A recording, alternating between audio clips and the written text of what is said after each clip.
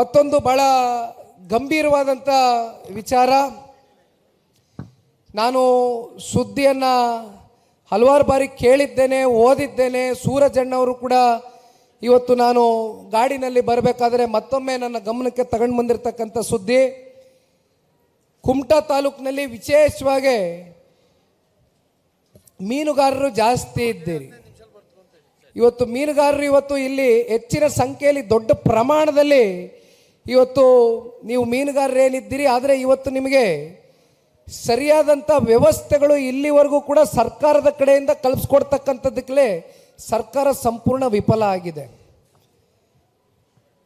ನಿಮ್ಮಲ್ಲಿ ಒಂದು ಸ್ವಾಭಿಮಾನ ಇದೆ, ನಿಮ್ಮಲ್ಲಿ ದುಡಿದು ತಿನ್ನಬೇಕು ಅಂತಕ್ಕಂಥ ಒಂದು ಛಲ ಇದೆ. ಆದರೆ ದುರದೃಷ್ಟಕರ ವಿಪರ್ಯಾಸ, ಇವತ್ತು ಮೀನುಗಾರರಿಗೆ ಸೂಕ್ತವಾದಂಥ ವ್ಯವಸ್ಥೆಗಳು ಅಂದರೆ ಕೋಲ್ಡ್ ಸ್ಟೋರೇಜಿನ ವ್ಯವಸ್ಥೆಗಳು ತಾಲೂಕಿನಲ್ಲಿ ಮೀನುಗಾರರಿಗೆ ಈ ಸರ್ಕಾರ ಕಲ್ಪಿಸ್ಕೊಟ್ಟಿದ್ದೇ. ಆದರೆ ಇವತ್ತೇನು 5 ಗ್ಯಾರಂಟಿಗಳು ಕೊಡ್ತೇವೆ, 2,000 ರೂಪಾಯಿ ಕೊಡ್ತೇವೆ, ಮತ್ತೊಂದು ಕೊಡ್ತೇವೆ ಅಂತಕ್ಕಂಥದ್ರ ಬಗ್ಗೆ ಇವತ್ತು ಕಾಂಗ್ರೆಸ್ನ ಆಡಳಿತ ಇವತ್ತು ಚರ್ಚೆಯನ್ನು ಏನು ಮಾಡ್ತಾರೆ. ಇವತ್ತು ಇಲ್ಲಿರ್ತಕ್ಕಂಥ ಕುಮಟಾ ತಾಲೂಕಿನ ಮೀನುಗಾರರು ಅತ್ಯಂತ ಸ್ವಾಭಿಮಾನಿಗಳು.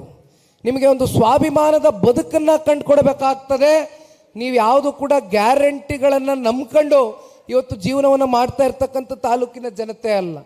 ನಿಮಗೆ ಕೊಡಬೇಕಾಗಿರ್ತಕ್ಕಂಥದ್ದು ಶಾಶ್ವತವಾದಂಥ ಪರಿಹಾರ. ಶಾಶ್ವತವಾದಂಥ ಪರಿಹಾರ ಮೀನುಗಾರರಿಗೆ ಕೊಡಬೇಕು ಅಂತಕ್ಕಂಥದ್ದಾದರೆ ಕೋಲ್ಡ್ ಸ್ಟೋರೇಜ್ ವ್ಯವಸ್ಥೆಯನ್ನು ಈ ಕೂಡಲೇ ಸರ್ಕಾರ ಇದನ್ನು ವ್ಯವಸ್ಥಿತವಾಗಿ ನಿಮ್ಮ ಜೊತೆ ಕೂತು ಚರ್ಚೆ ಮಾಡಿ ಏನಾದರೂ ಒಂದು ಸರಿಪಡಿಸ್ಕೊಡ್ತಕ್ಕಂಥ ಕೆಲಸ ಮಾಡಬಹುದಾ ಅಂತಕ್ಕಂಥದ್ದು ಬಹುಶಃ ತಮ್ಮ ಮನಸ್ಸುಗಳಲ್ಲಿದೆ. ಆದರೆ ಬಹುಶಃ ನಮ್ಮೆಲ್ರಿಗೂ ಗೊತ್ತಿದ್ದಾಗೆ ಇದು ಯಾವುದು ಕೂಡ ಕಾಂಗ್ರೆಸ್ನ ಆಡಳಿತದಲ್ಲಿ ಇರ್ತಕ್ಕಂಥ ಜಿಲ್ಲಾ ಉಸ್ತುವಾರಿ ಮಂತ್ರಿಗಳಿರಲಿ ಅಥವಾ ಮುಖ್ಯಮಂತ್ರಿಗಳಿರಲಿ ಉಪಮುಖ್ಯಮಂತ್ರಿಗಳಿರಲಿ ಯಾರಿಗೂ ಕೂಡ ಇವು ಕಿಂಚಿತ್ತು ಮೀನುಗಾರರ ಪರವಾಗಿ ಒಂಚೂರು ಕೂಡ ನಿಮ್ಮ ಬಗ್ಗೆ ಆಲೋಚನೆ ಮಾಡ್ತಕ್ಕಂಥ ಪರಿಸ್ಥಿತಿಯಲ್ಲಿ ಇವತ್ತು ಈ ರಾಜ್ಯ ಸರ್ಕಾರ ಇಲ್ಲ.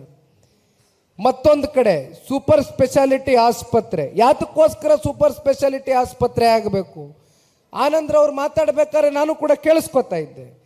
ಇಲ್ಲೇನಾದರೂ ಅನಿರೀಕ್ಷಿತವಾದಂಥ ಘಟನೆಗಳು ಅಪಘಾತಗಳು ಆದಂಥ ಸಂದರ್ಭದಲ್ಲಿ ಅಥವಾ ಯಾವುದೋ ಹಾರ್ಟಿನ ಸಮಸ್ಯೆನೋ ಅಥವಾ ಕ್ಯಾನ್ಸರ್ ರೋಗಕ್ಕೆ ಒಳಗಾಗಿರ್ತಕ್ಕಂಥ ಸಮಸ್ಯೆಗಳನ್ನ ಎದುರು ನೋಡಿದಂಥ ಸಂದರ್ಭದಲ್ಲಿ ಇಲ್ಲಿ ಒಂದು ಸೂಪರ್ ಸ್ಪೆಷಾಲಿಟಿ ಆಸ್ಪತ್ರೆ ಆಗಬೇಕು ಅಂತಕ್ಕಂಥ ಹೋರಾಟ ಬಹುಶಃ ಬಹುದಿನಗಳ ಬೇಡಿಕೆ ಇವತ್ತು ನಿರಂತರವಾಗಿ ನೀವು ಸರ್ಕಾರದ ಎದುರುಗಡೆ ಇಟ್ಟಿದ್ದೀರಿ.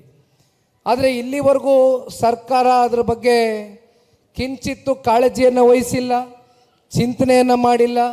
ಕನಿಷ್ಠ ಪಕ್ಷ ಅದ್ರ ಬಗ್ಗೆ ಮುಂದಿನ ದಿನಗಳಲ್ಲಿ ಏನಾದರೂ ಒಂದು ನಿರ್ಧಾರವನ್ನು ತಗೊಳ್ತೇವೆ ಅಂತಕ್ಕಂಥ ಆತ್ಮವಿಶ್ವಾಸನೂ ಕೂಡ ಇವತ್ತು ಜಿಲ್ಲೆಯ ತಾಲೂಕಿನ ಜನತೆ ಪರವಾಗಿ ಮೂಡಿಸ್ಲಿಕ್ಕೆ ಸರ್ಕಾರದ ಕೈಯಲ್ಲಿ ಆಗ್ತಾ ಇಲ್ಲ.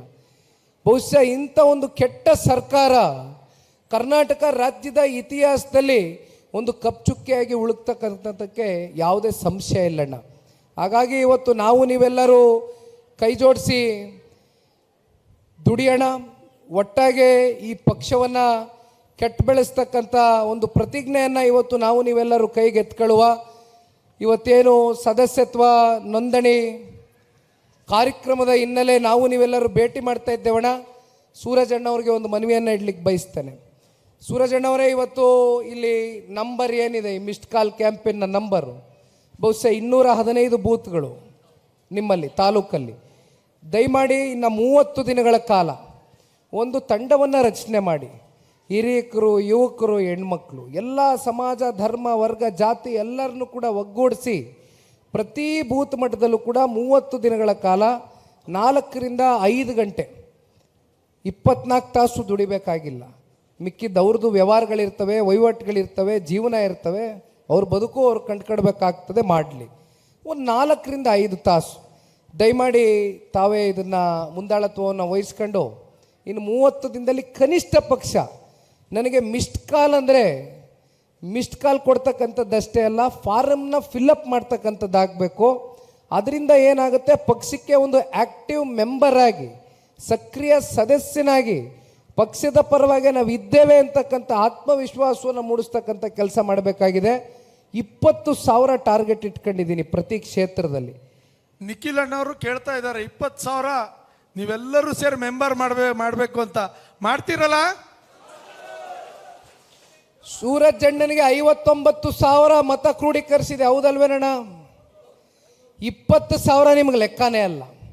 ನೀವು ಮನ್ಸು ಮಾಡಿದರೆ 50,000 ಮಾಡ್ತೀರಿ. ನನಗೆ ಗೊತ್ತಿದೆ ಸೂರಜ್ ಅಣ್ಣನಿಗೆ ಆ ಕೆಪಾಸಿಟಿ ಇದೆ, ನಿಮ್ಮೆಲ್ರಿಗೂ ಆ ಶಕ್ತಿ ಇದೆ.